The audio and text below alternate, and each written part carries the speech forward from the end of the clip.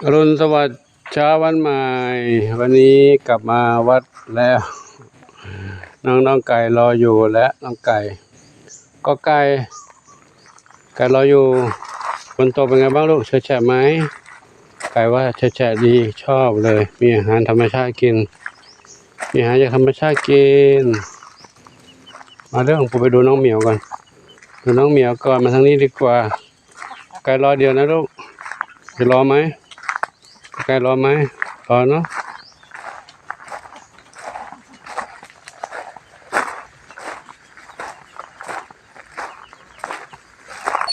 โอ้ตามมาเลยตามมาตามมาก็ตามมาเดี๋ยวให้ปูให้อาหารก็ได้ปูให้อาหารก็ได้ปูซื้ออาหารมาแล้วลูกซื้ออาหารมาแล้วเนอะเดี๋ยวให้เลยนะก็ไก่กินตรงนี้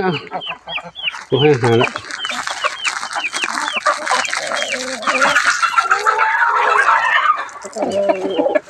ซื้อข้าวสารมา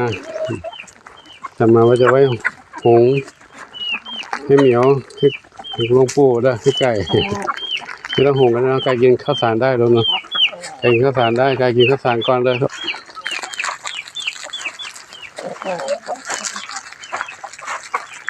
ไก่กินข้าวสารก่อนเลยมา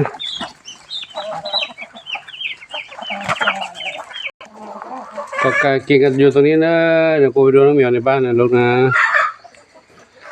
เข้ามาในบ้านพบน้องเหมียวแล้วเหมียวขายอยู่นี่ทองเล็กส้มอ่อนส้มขาวใหญ่จามจุรีจินตลาแพนด้าเทาใหญ่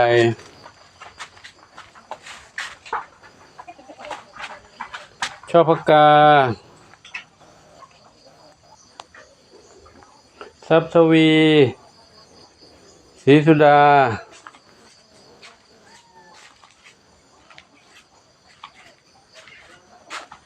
ใครอยู่นี่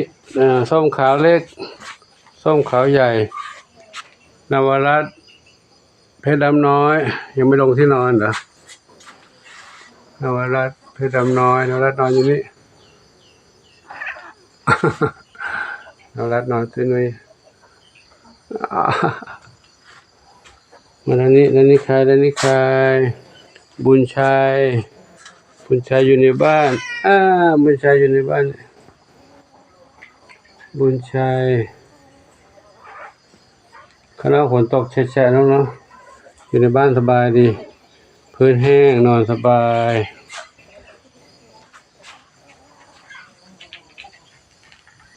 นี่ใครโชคทวีทรัพย์อยู่นี่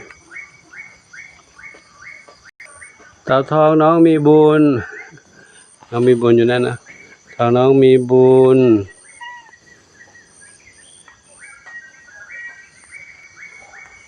ทองใหญ่กว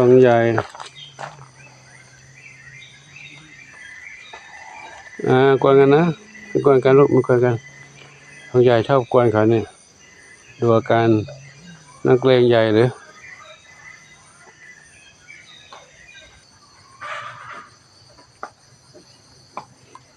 กินอาหารเม็ดไม่หมดลูกผู้ให้ไว้ตอนก่อนบิณฑบาตกลับมาแล้วเดี๋ยวจัดอาหารเปียกคุกข้าวสุกให้กินลูกเนอรอแป๊บหนึ่งนะลูกนะนี่ใครเอ่ยที่เสียงหลวงปู่ตื่นสะดุ้งเลยสามสีนัวน้องชวนฝันชวนฝันขึ้นต้นไม้ขึ้นเสาขึ้นน้องชวนฝันน้องสีนวลกระโดดโลดเต้น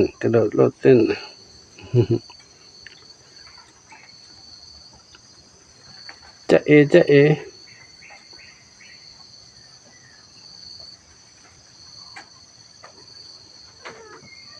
อยู่ดีมีสุขนะลูกนะแม่ทำที่นั่นออกกำลังกายแล้วฝนเล็บลูกทำด้วย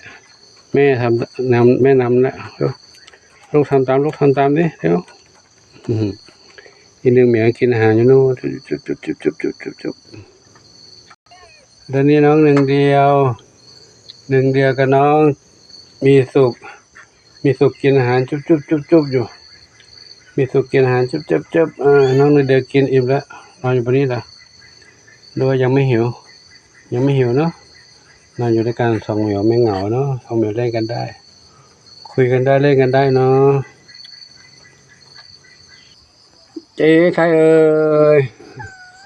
บุญสมน้องบุญสมเป็นไงบ้างลูกสมดีแล้วนะดีขึ้นแล้วเนาะ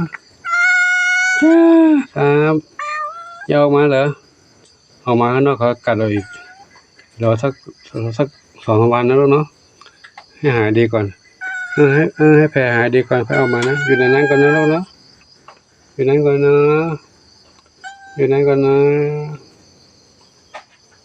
แค่นั่งอยู่นี่ไม่ให้สีลูกอันนี้ใครเอ้าเล่นเอาปีนขึ้นไปแล้วเก่งมากส้มขาวแล้วขึ้นไปบนนู้นแล้วอันนี้ส้มอ่อนท้องอ่อนท้องใหญ่แพนด้าเท้าขาวใหญ่อยู่ข้างล่างส้มขาวแล้วขึ้นบนนู้นแล้วอันนี้อากาศครึ้มนะฝนตกหยุดไปแล้วครับปู่บิณฑบาตได้ ซื้ออาหารมาแล้วเนาะเดี๋ยวเตรียมอาหารให้เขาก่อนเนาะตอนนี้เขารอกินนี่ไปก่อนกินอาหารเม็ดให้ไว้เมื่อเช้าก่อนเดี๋ยวหุงข้าวนึ่งไก่ยังไม่ครบอีก1 เหมียวไม่ได้ไปดูเลยดูอีก1 เหมียวก่อน1 เหมียวน้องจิ้นนึ่งเป็นไงบ้างลูกน้องจิ้นนึ่งเป็นไงบ้างดูน้องจิ้นนึ่งก่อนเป็นเหมียวรอหลวงปู่แป๊บนึงลูกเลยปู่จัดอาหารให้เดี๋ยวมาให้กินลูกนะช้านิดนึงวันนี้ไปฝนตกกลับมาช้านิดนึงนะลูกเนาะไม่เป็นไรแล้วหาเปียกก็มีกินแล้วเนาะกินหาเปียกแล้วเดี๋ยวให้กินเปล่าๆก็ได้ไม่ต้องคลุกเข้านะหาเปียกคลุกกับหาเม็ดก็ได้เนาะจะได้ไม่ต้องรอนานเนาะเขาทำอะไรกันนะกวนกันทำไมท้องใหญ่กวนกับโชคทวีทรัพย์เหรอขึ้นไปบนหลังคาขู่กันตรงนั้นกลางคืนก็กวนกันทั้งคืน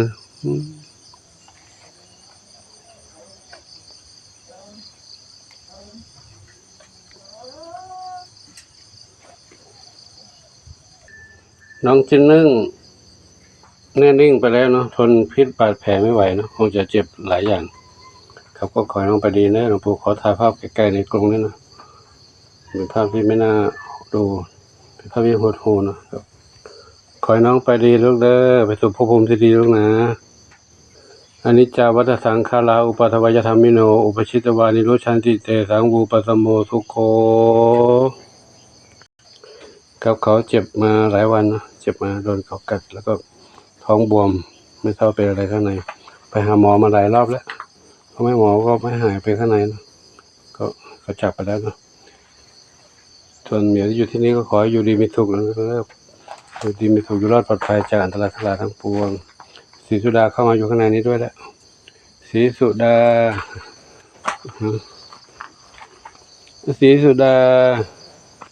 ทำอยู่ในบ้านนี้ด้วยเนาะสำหรับคลิปนี้หลวงปู่ขอยุติไว้ที่นี่ก่อนนั้นเดี๋ยวพบกันใหม่คลิปต่อไปโชคดีมีสุขทั่วกันทุกคนทุกท่านสาธุ